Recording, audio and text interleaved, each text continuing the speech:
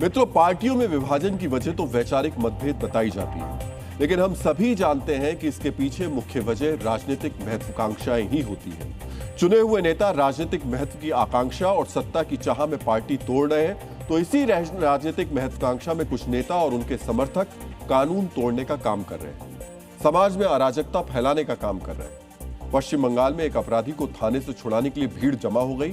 प्रदर्शन के नाम पर थाने पर हमले की साजिश हुई, घंटों तक ट्रैफिक जाम किया गया, कानून व्यवस्था को चुनौती दी गई। यह सब कुछ एक अपराधी को छुड़ाने के लिए हुआ, और यह अचानक नहीं हुआ, बाकायदा प्लानिंग के साथ हुआ। मित्रों, मेरी बाईं तरफ जो तस्वीर आप देख रहे हैं वो पश्चिम बंगाल के फाल्टा से आई है, उसी फाल्टा से जहां खुद को पुष्पा कहने वाले अपराधी जहांगीर खान को पुलिस ने सड़क पर घुमाया था। जहांगीर फाल्टा से टीएमसी के विधायक रहे। जहांगीर के खिलाफ कितने गंभीर आरोप हैं हम आपको बताएंगे, लेकिन पहले विरोध प्रदर्शन को देखिए। सैकड़ों की संख्या में उपद्रवियों को एकजुट किया गया। जहांगीर खान की पत्नी सरीना ने कहा गया कि जहांगीर की गिरफ्तारी का विरोध करने के लिए लोग जुटे, लेकिन मकसद फाल्टा में जहांगीर खान के दबदबे का प्रदर्शन था। मित्रों, हम इस दबदबे का प्रदर्शन क्यों कह रहे हैं इसके लिए टाइमिंग को भी समझना होगा। आज फाल्टा में सीएम शुभेंदु अधिकारी का कार्यक्रम था।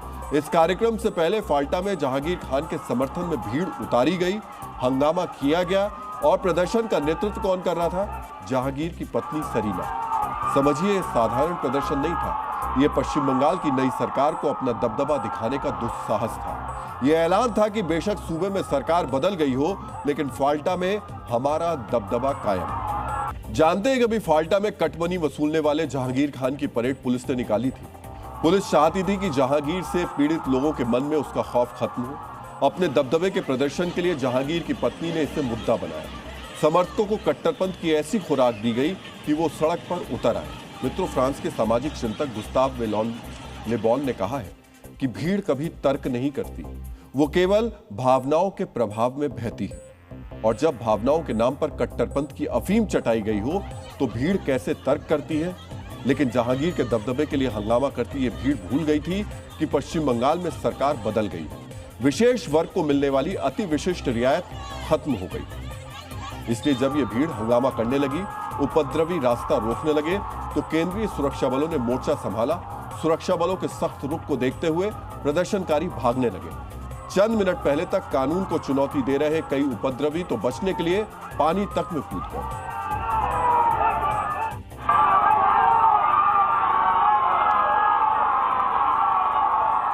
मतलब सोचिए, इन कट्टरपंथियों को इतनी हिम्मत कहां से मिलती है, कहां से इनके अंदर इतना दुस्साहस आता है कि एक अपराधी को छुड़ाने के लिए थाने के बाहर हंगामा करते हैं, ट्रैफिक रोकते हैं। सोचिए, अगर सही समय पर एक्शन नहीं होता तो फिर क्या होता? संभव है जैसे पश्चिम बंगाल में पहले होता रहा वैसे ही होता। ये उन्मादी थाने में घुस जाते और जहांगीर भीड़ के साथ रैली की शक्ल में शक्ति प्रदर्शन करते हुए घर जाते। लेकिन अब ऐसा नहीं होगा। जहांगीर तो कानून के शिकंजे में है ही।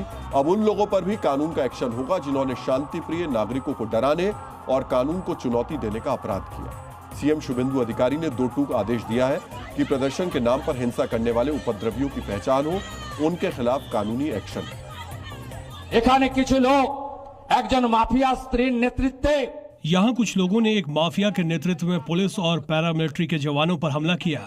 यहाँ एसपी साहब हैं, मैं उनसे कहना चाहता हूँ कि वीडियो में जो भी लोग दिख रहे हैं कोई भी बच न पाए, उनकी संपत्तियां सीज की जाए और उनकी नीलामी की जाए। रूसी मूल के अमेरिकी लेखक आइजैक एसिमोव ने कहा है कि हिंसा अयोग्य लोगों का अंतिम आश्रय होती है। मित्रों, ये शारीरिक नहीं, दिमागी रूप से अयोग्य लोग हैं। इनके लिए हिंसा अंतिम नहीं, पहला आश्रय है। इसलिए ये एक अपराधी के लिए सड़क पर उतर आए। जिस जहांगीर के लिए सड़क पर उतरे थे, पुलिस रिकॉर्ड में वो दुर्दांत अपराधी है। फाल्टा में उसके खिलाफ 7 एफआईआर दर्ज है। जबरन वसूली, जमीन कब्जाने, दंगा भड़काने, वोटरों को धमकाने, चुनाव बाद हिंसा की साजिश रचने जैसे संगीन गंभीर मामले उस पर दर्ज है। महिलाओं को गैंगरेप की धमकी देने का आरोप भी जहांगीर पर लगा। ऐसे अपराधी के लिए जो भीड़ सड़क पर उतरी, उसकी सोच क्या होगी? उस भीड़ में शामिल लोगों की दिमागी और मानसिक बनावट कैसी होगी? मित्रों, ऐसी ही मानसिक बनावट का हिंसक प्रदर्शन मुर्शिदाबाद में अप्रैल 2025 में हुआ था। तब भी दिखावा प्रदर्शन का ही था, लेकिन मकसद अपनी ताकत, अपना दबदबा दिखाना था। यह हिंसक प्रदर्शन सांप्रदायिक हिंसा में बदल गया था। हिंदुओं को निशाना बनाया गया था।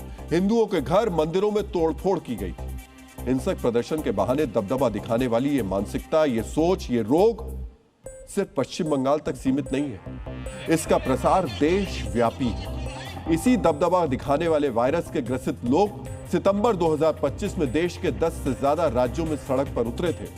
तब भी घोषित मकसद कुछ और था, लेकिन असल में जमीन पर अपनी ताकत दिखाकर शांतिप्रिय नागरिकों को भयभीत करना था। सोचिए, कभी थाने के सामने कानून को चुनौती देने के लिए भीड़ उतर जाती है, कभी कानून के विरोध के नाम पर हिंदुओं पर हमला करने के लिए यही भीड़ उतर जाती है, कभी ईश निंदा के नाम पर पूरे देश में भीड़ उतार दी जाती है। इस भीड़ को सड़क पर उतारने वाला तत्व एक है, कट्टरपंथ। इस भीड़ में कट्टरपंथ का मीटर इतना हाई होता है, ये नहीं समझती कि अपराधी पर एक्शन कानून का काम है। कानून के विरोध के नाम पर हिंदुओं को निशाना बनाना अपराध है। इसलिए जरूरी है कि कानून को चुनौती देने वाली इस उन्मादी भीड़ को कानून का सही अर्थ समझाया जाए। कट्टरपंथ के जहर का शिकार हो चुकी इस भीड़ को कानून के शब्दों में समझाया जाए कि प्रदर्शन लोकतांत्रिक अधिकार है, लेकिन पुलिस को, सरकारी सिस्टम को और कानून को हिंसक चुनौती देना अपराध है।